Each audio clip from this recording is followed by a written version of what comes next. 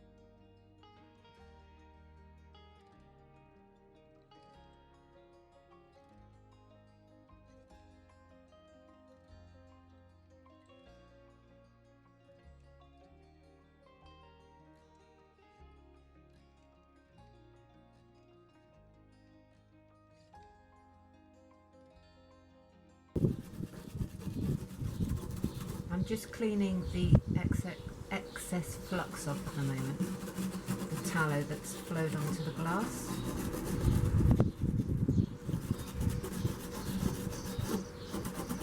And scrubbing at the solder helps to bring the brightness down as well.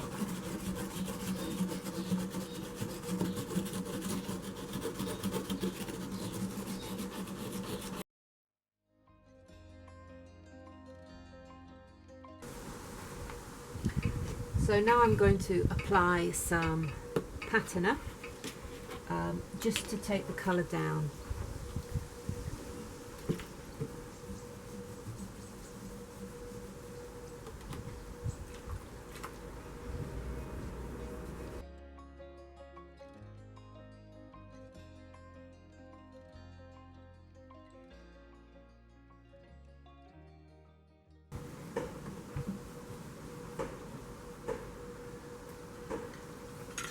You don't want to have any little peaks because they can be a bit sore if you catch your finger on them or your hand on them.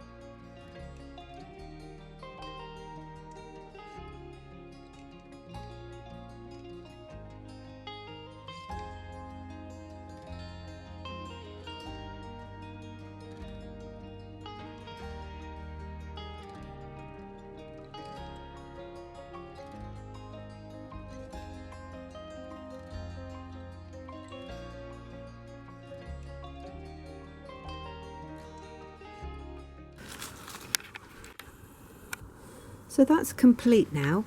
I've soldered the lead at the place where it was blown. This kind of solution is only fit for some problems. So this wasn't a very old window and it was only blown a little, and that's why it was worth trying this little trick with soldering over the lead. It remains to be seen how successful it is. If it all starts to crack, that's to say the solder starts to crack, then we'll have to go to plan B, which is the saddle bar. But it was definitely worth giving this a go, and that has taken me about an hour.